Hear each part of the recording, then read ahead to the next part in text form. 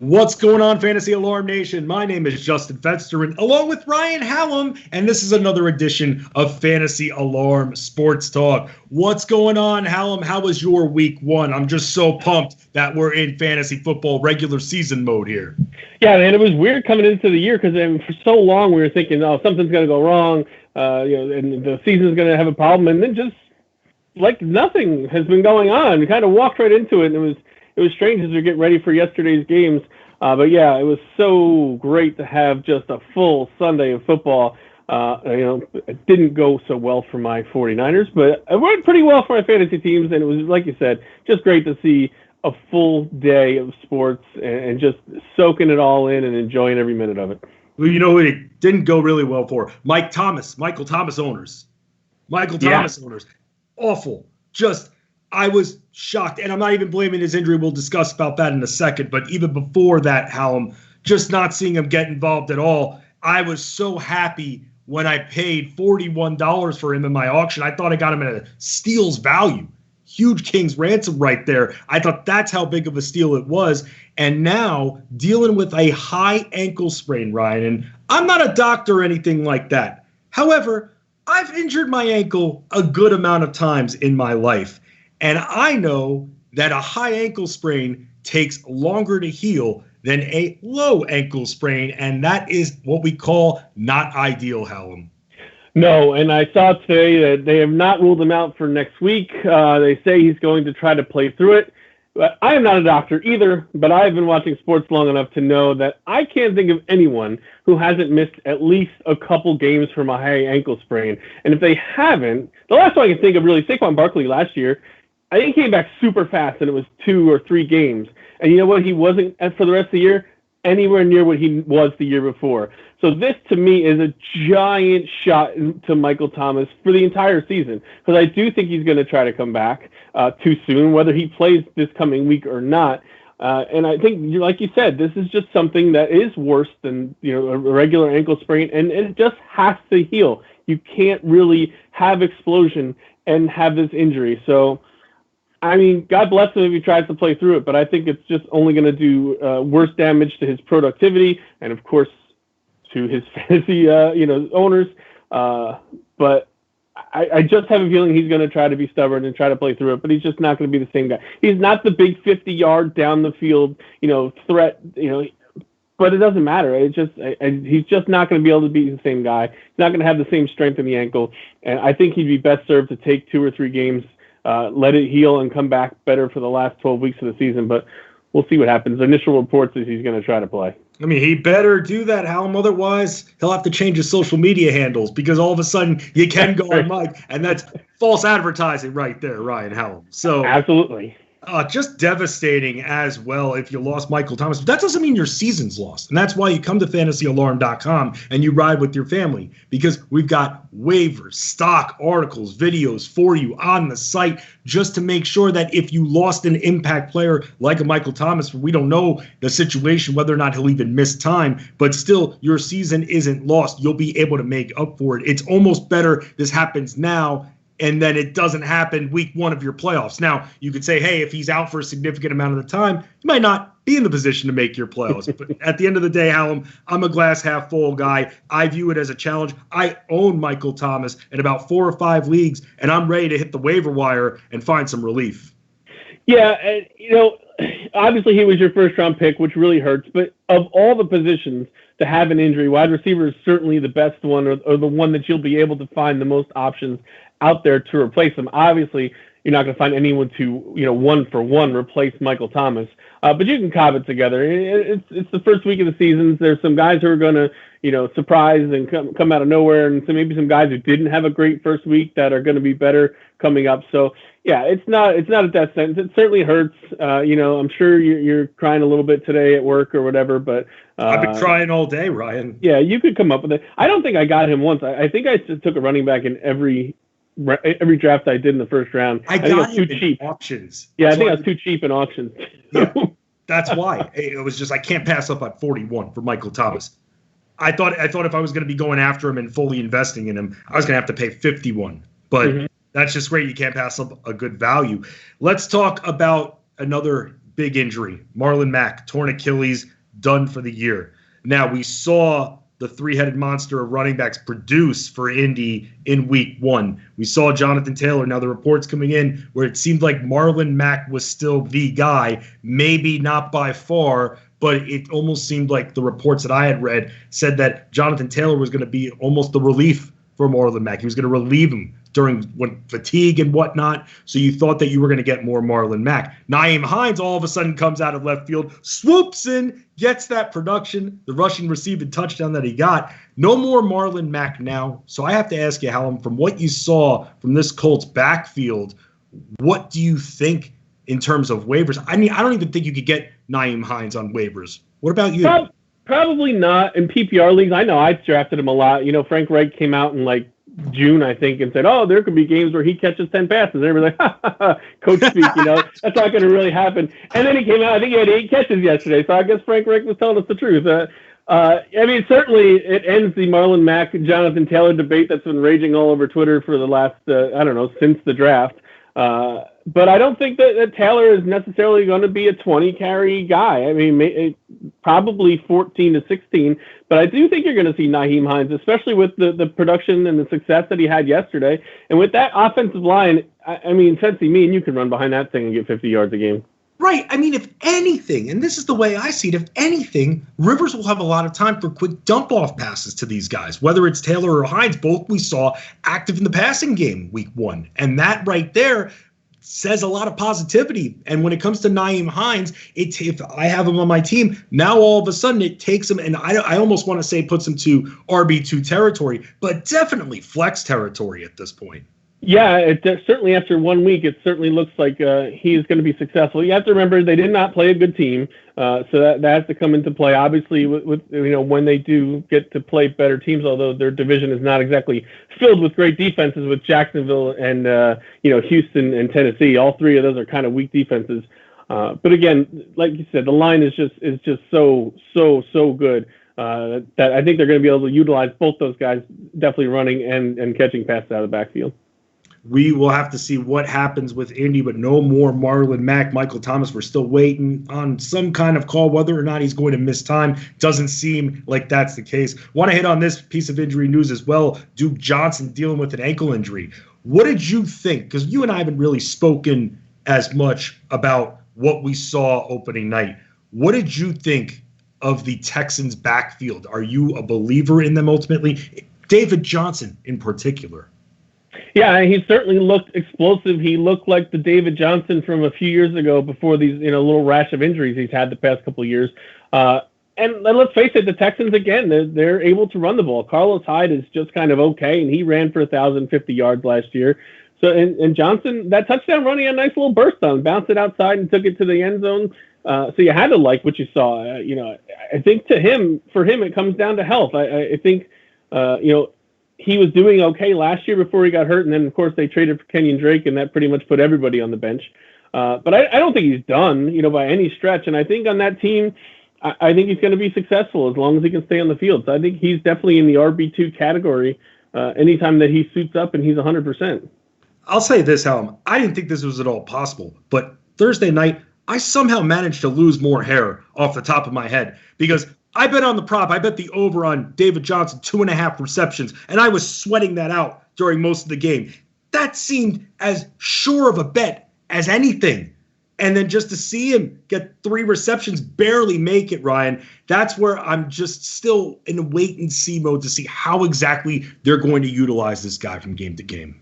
Yeah, and I think in a lot of situations, I think this week was a lot of feeling out periods. Especially for rookies and guys on new teams, because let's face it, there was no preseason. So, you know, practice is great, and, you know, you can simulate game situations against your own defenses. But guys like David Johnson, or, you know, we talked about Indianapolis, Phillip Rivers, you know, these are guys on new teams. And I think there was a lot of uncertainty. I think some teams used guys that had been on their team in the past more than they maybe would have, you know, instead of someone who was new or a rookie. That could, you know, factor in a little bit why Nyheim Hines got some extra play. But I think Johnson is certainly David Johnson, since they're both Johnson. David Johnson is going to fit in nicely. I think he will get the pass catching role for sure. Duke Johnson, Yeah, he kind of had a chance last year with Hyde there and didn't really do a whole heck of a lot. I think David Johnson is 10 times the back that Carlos Hyde is. So I think if Duke Johnson is hurt and David Johnson is able to succeed, I think he's going to take control of the vast majority of that backfield real fast. Yeah, I mean, and especially with Duke hurt, more for him. So we'll have to see. So that means for those that spent $12, $14 on David Johnson in their auction, happy right now, especially with the current situation. This is something that's not a minor injury. Blake Jarwin done for the year, torn ACL. But from what you saw from the Cowboys offense, it just seems like they're very good at least they showed in this game, spreading the ball around. So I have to ask you this. Do you think Jarwin being out maybe gives someone like CeeDee Lamb a couple of more targets, or even someone like, I don't know, even Cooper or even Michael Gallup? I mean, how do you think that the Blake Jarwin injury essentially benefits some of the receivers, if at all? Yeah, sure. I think it's going to benefit them because they don't really have anything else on the roster to kind of come up with tight end. I think Blake Bell is their backup, who's mostly a blocker. He's not going to all of a sudden step in and get 6 to 8 targets a game that we were hoping that Jarwin would be. He's at least a bit of an athletic guy and a nice receiver.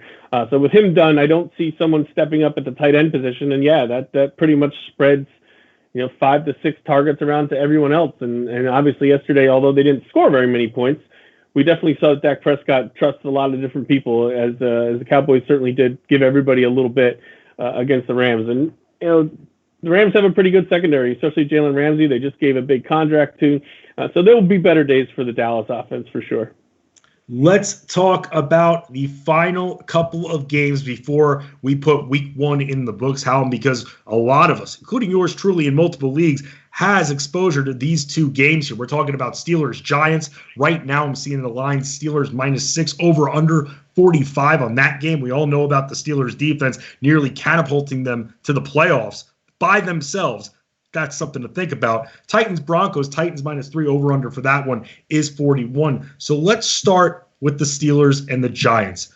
From the Steelers side, Ryan, I mean, what's something that you are going to be really intrigued by, looking out by? Because for me, I think the biggest thing I'm going to be watching are the quarterbacks in this game. First, Ben Roethlisberger. Is this guy's elbow healthy? I know that Howard Bender and Jim Bowden on Fantasy Alarm months ago talked to Steelers GM Kevin Colbert about it, and he said that no problem. He looks great. Everything's fine. No setbacks. Made it seem like this was months ago that he's all set, and we know what Ben Roethlisberger could do and how his receivers could benefit. So I'm very, very interested, especially to see Big Ben and his health at this point. Absolutely. And like you said, all reports for quite a while have been positive, all the way back to maybe May when Ben put the picture of he shaved the beard. He said he wouldn't shave his beard until he was healthy. And it was a big reveal on Twitter where he was all clean shaven. And we have not heard anything but positive to come out of Pittsburgh since then. So you have to figure it's okay. I definitely have invested in him in some leagues. I think he's going to be very good. Doesn't have Antonio Brown like he did last time he played for the team, but I think the 3 receivers they have are more than viable. And then the Giants side, Daniel Jones, we've talked about him. He is one of my favorite quarterbacks, fantasy quarterbacks coming into this season. I think he's going to get off to a rough beginning, though. I'm playing him in super flex leagues just for the mere fact of having a quarterback in that spot. But I don't know that I'm expecting a monster game out of him tonight. His big problem last year was turnovers, and what is the Steelers defense the best at, or really good at, is forcing turnovers. So I feel like Jones might get off to a little bit of a rocky start. But the other thing that I'm really interested in is James Conner. The coach came out and said he's our bell cow. There's no doubt about it. And we all speculated all summer about who was it going to be, Benny Snell or Anthony McFarland, or there were 4 guys in the mix at one point, Hallam.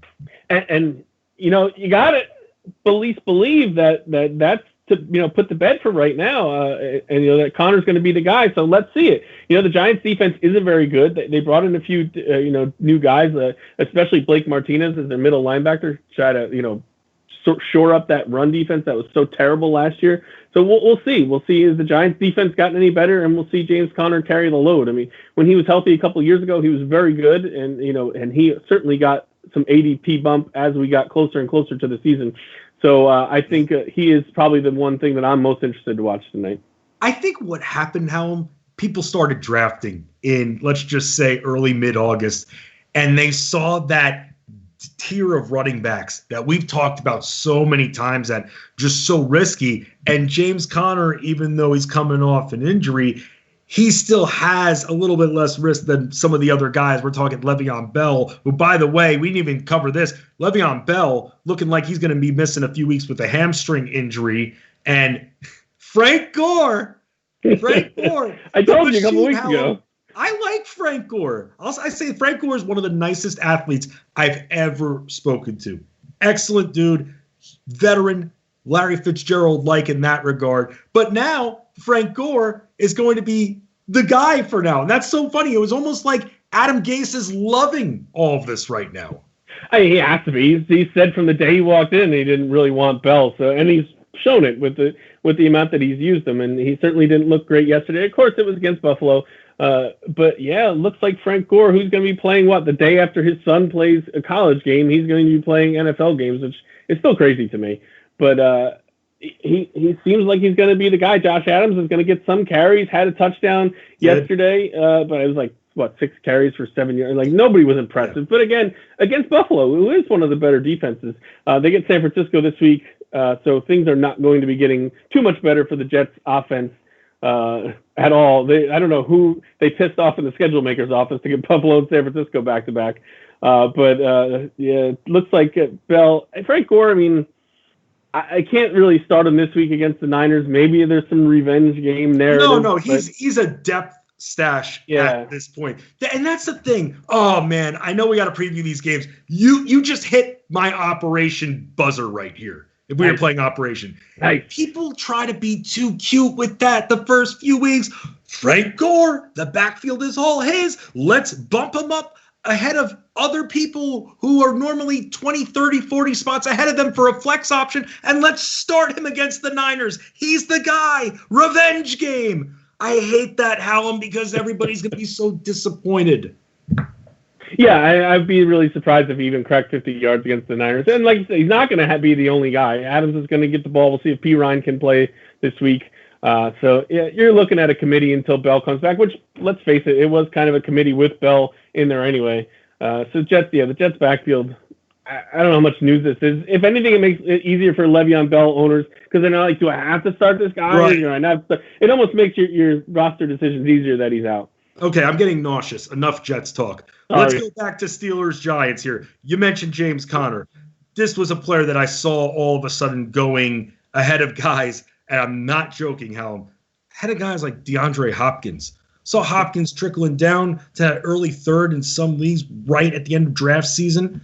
And then James Conner was moving right into that area as well. And it just makes sense. So I'm very excited because in my latest drafts, I was able to get James Conner. And the problem is, and this is why in auctions, you listen to us when we talk about auctions, the problem was in my first 2 auctions, James Conner was at the end of a tier. And when you have a player at the end of a tier in an auction, they're going to go for a lot more money because everybody who saved money in their auction are all of a sudden like, oh no, this is the final guy. I must get him. I must spend 40 plus. And then that's when the price is very inflated. Yeah, I did that with Todd Gurley in one of my last auctions. And not that he's, in that tier as well, but he was one of the last guys that I was okay with to go. And I was like, oh no. And I think I overpaid for him. I mean, he looked okay yesterday, but yes, I completely get what you're saying. How do you figure the Giants receiving core is going to work? Who do you think will be the truly prioritized receiver? I know that Golden Tate's a little banged up. I know that Evan Engram, he's had his own health issues as well. He's healthy coming into the year. So who would you say, especially if we were setting some kind of showdown lineup, would you put your eggs in their basket between someone like a Sterling Shepard or a Darius Slayton? I've been a Slayton guy all draft season. I don't know that I have Shepard in any leagues. I have Slayton in several. I really loved what I saw from him last year. I really think he's more the big play guy, the guy who can take the 15-yard pass and take it the distance, while, Shepard is a little more of the possession guy. But everything that's come out of New York is just that how Sterling Shepard has just dominated camp. So, I kind of feel like he's moved up. But then at the same time, I'm thinking, well, the Giants secondary isn't very good. So is he dominating camp because the guys he's going against suck? And when he plays against the real team, he's not going to be that good? I mean, the Giants don't have anybody. I know they brought in James Bradbury. They don't have anybody as good as the third corner on the Steelers. So I don't know. He's burning corners in camp. It's his own corners. Yeah, it's his own crappy corners. I mean, they had the DeAndre Baker, who was bad, and then got in that gambling fight, and now he's gone. So, their whole secondary pretty much sucks. So I don't know who Sterling Shepard was burning all training camp, but he has definitely gotten the best news all of August. So if I was setting a pecking order today, it would be Shepard, Slayton, Ingram, Tate. Previously in my head, I would have put Slayton first.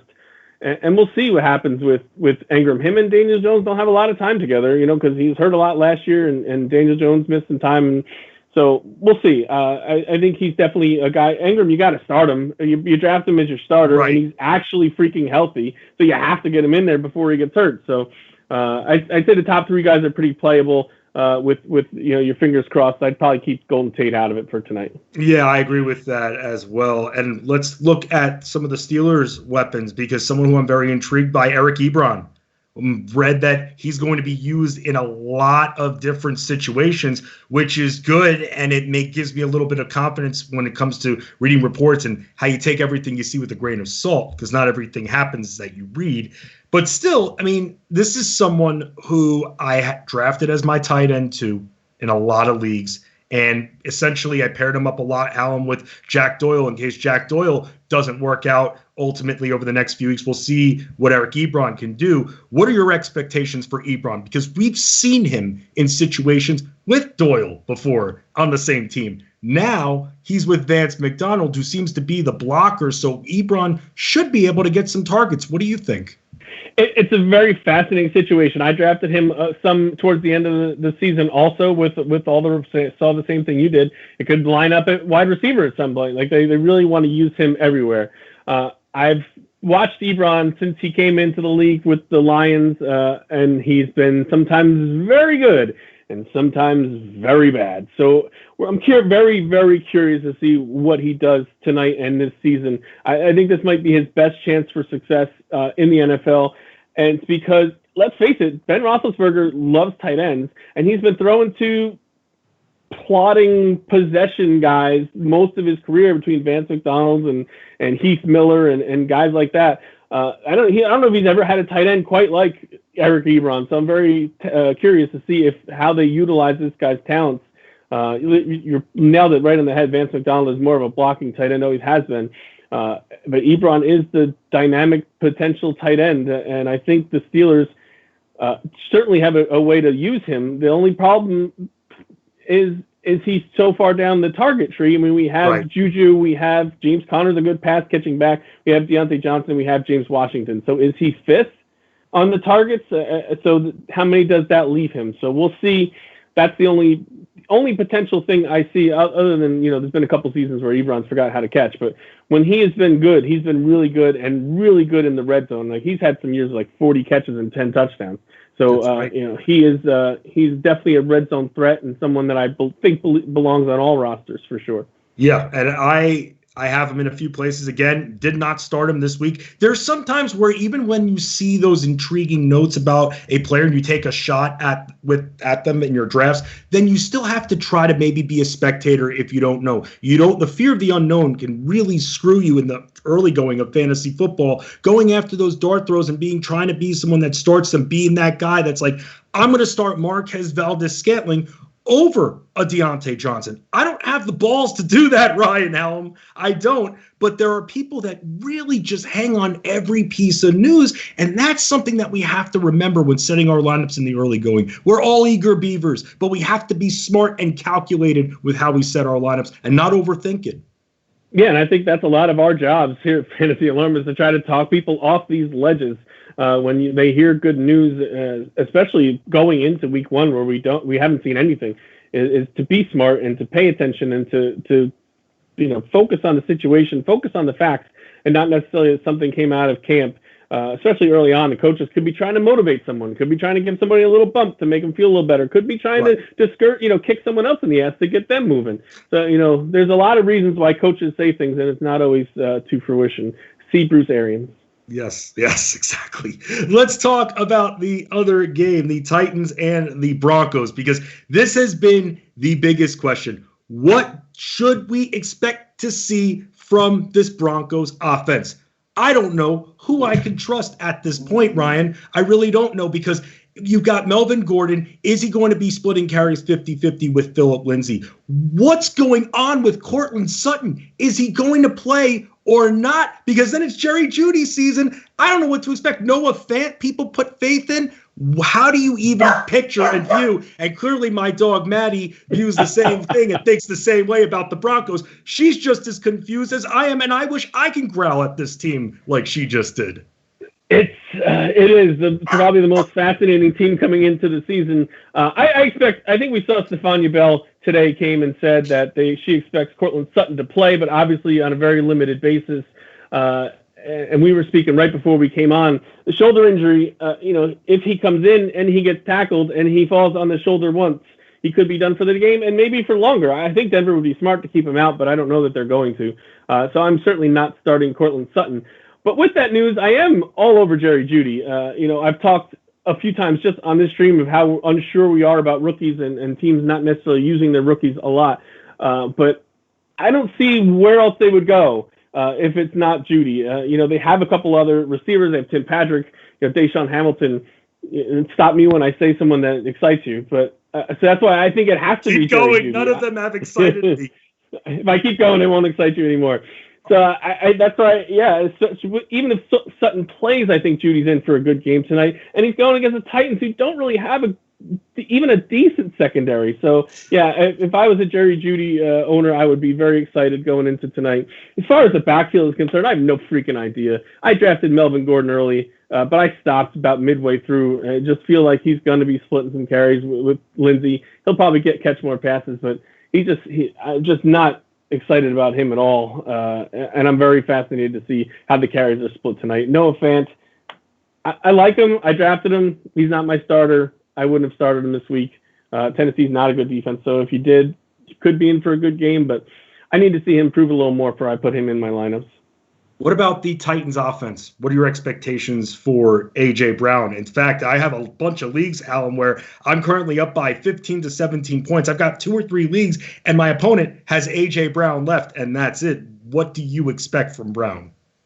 It's Derrick Henry, and it's A.J. Brown, and there's not a whole lot left on that team. I think Brown will be fine. Who's a draft darling?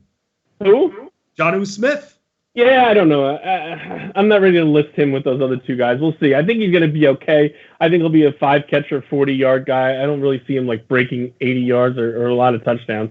Brown, it's funny because they really don't have another receiver on the team, and don't tell me Corey Davis because he's not any good. No, I wasn't talking to you. I was talking to the world. And you knew it even last year that Brown was the only reasonable receiver on the team, and he still did really well. So is this guy that good that they can't stop him? And the Broncos have a decent secondary. They lost Chris Harris, but they still have AJ Boye there, he's better when he's not the number 1, but he's still not a bad corner. So I still think that Brown has a shot at 100 yards tonight, shot at a touchdown, and I think Derrick Henry will be Derrick Henry and have his way like he always does. Yeah, the Denver pass rush is definitely banged up with the Von Miller situation, that's for sure. So it could benefit the Titans offense even more. Ryan Hallam, it has been awesome talking with you regarding week 1. Any big takeaways finally before we end and leave here? Any big takeaways from week 1 that you noticed, that you pinpointed, that you want to express, maybe even a feeling? You could even vent if one of your players really sucked. Well, there was one that I'm going to take. I got into a small Twitter discussion about Aaron Rodgers yesterday before the game went off, and then of course he went bananas against the Vikings. I don't think he's that great. Obviously, he was fantastic yesterday, and he gets the Lions next week, so he's going to have 2 really good games to start this season. Sell high on Aaron Rodgers if you're out there. I would wait one more week, let him tear up the Lions. But I think his talents are eroding. His situation is aging. I think he's going to get off to a pretty good start, and then it's time to look another way and take advantage of one of your league mates and trade him away and get something good. Yep, and if I'll add on to that, if you have a rotational spot on your team, which you should always a spot where you can regularly pick up or drop a player unless you have a really short bench. MVS is someone that I am definitely interested into and think he'll get even more targets next time, pretty even with Allen Lazard when it comes to production. He is Ryan Hallam. I am Justin Fensterman. The Fantasy Alarm family is always with you. We're just getting started. This isn't over. We're just beginning. We're in week 2. It's time to get to work because we always dominate. There isn't any other option. We just win.